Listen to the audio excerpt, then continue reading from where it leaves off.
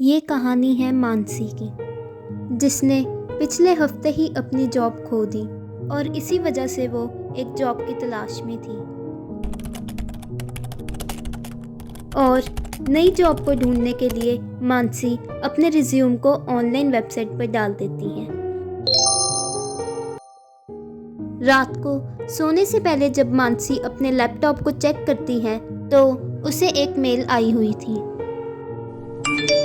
जिसे देखते ही उसके चेहरे पर मुस्कुराहट आ जाती है, क्योंकि वो मेल एक कंपनी की तरफ से थी जिसमें लिखा था कि उसके रिज्यूम को एक कंपनी ने एक्सेप्ट कर लिया है और उसे कल रात को 11 बजे इंटरव्यू के लिए बुलाया गया है। और उसमें खास लिखा था कि ये एक नाइट शिफ्ट की जॉब है। ये क्या, कभी रात को भी 11 बजे इंटरव्यू होता है? चलो ना से तो अच्छा ही है, कहीं तो जॉब लगेगी मेरी। और अगली रात मानसी ठीक 11 बजे ऑफिस के एड्रेस पर पहुंच जाती है। दिखने में वो बिल्डिंग बहुत डरावनी और पुरानी थी। मानसी का इंटरव्यू 5th फ्लोर पर था, जिस वजह से वो लिफ्ट से जाने का सोचती है और लिफ्ट के अंदर चली जाती है। क्या यार, अब लिफ्ट भी खराब है, अब मुझे सीढ़ियों से ही जाना पड़ेगा। सीढ़ियों पर बहुत ज़्यादा अंधेरा था। मानसी को थोड़ा डर तो लगता है, पर उसके पास कोई और ऑप्शन नहीं था। और जब मानसी 5th फ्लोर पर पहुंचती है तो उसे दूर ही एक बेंच दिखाई देता है जिस पर एक लड़की बैठी हुई थी।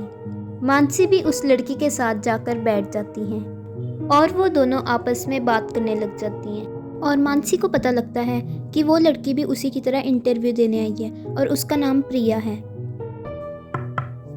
और मानसी इंटरव्यू देने के लिए अंदर चली जाती है।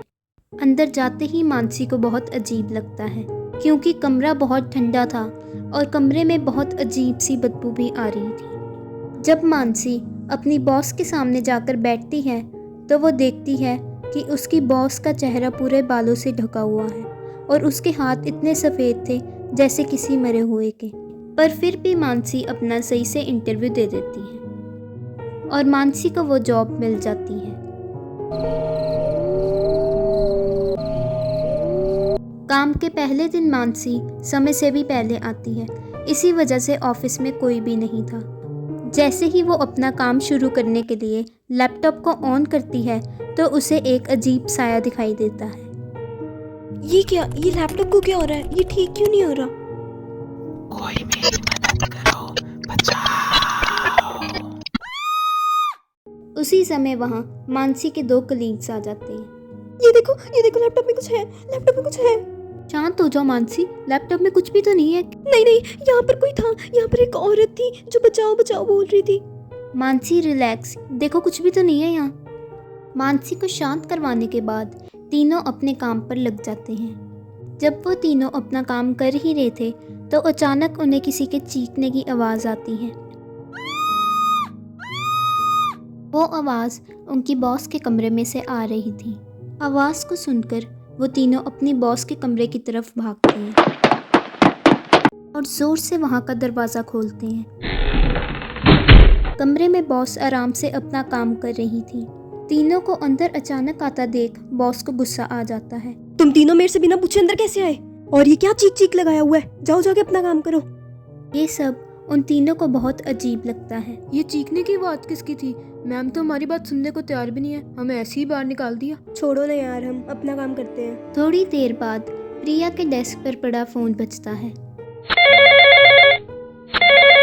और बॉस प्रिया को अपने रूम में बुलाती है। जब प्रिया कमरे में पहुंचती है तो वहां बॉस की जगह एक डरावना साया खड़ा हुआ था।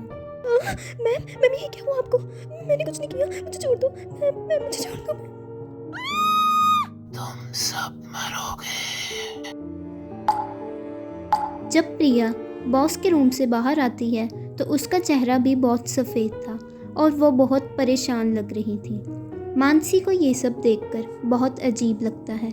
जब प्रिया वॉशरूम जाती है तो मानसी भी उससे पूछने के लिए उसके पीछे पीछे चली जाती है और वहाँ पहुंचकर वो देखती है कि वॉशरूम तो खाली है। ये प्रिया कहाँ चली गई? प्रिया?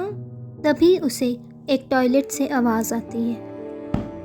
और जब वो उस टॉयलेट का दरवाज़ा खोलती है तो वहाँ पर प्रिया की लाश थी।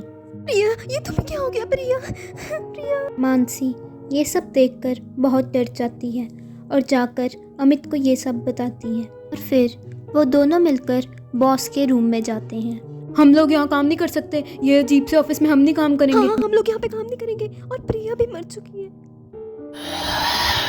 तुम्हारी हिम्मत कैसे हुई? तुम नहीं बचोगे। ये सब देखकर मानसी और अमित बहुत डर जाते हैं और वो वहाँ से भागना शुरू कर देते हैं।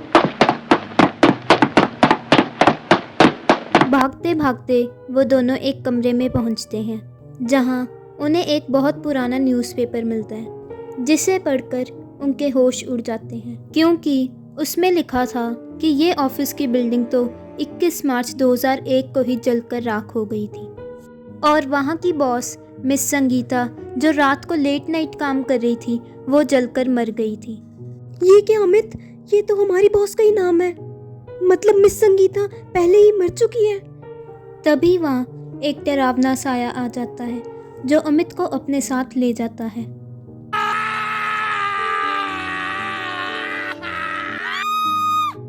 अमित!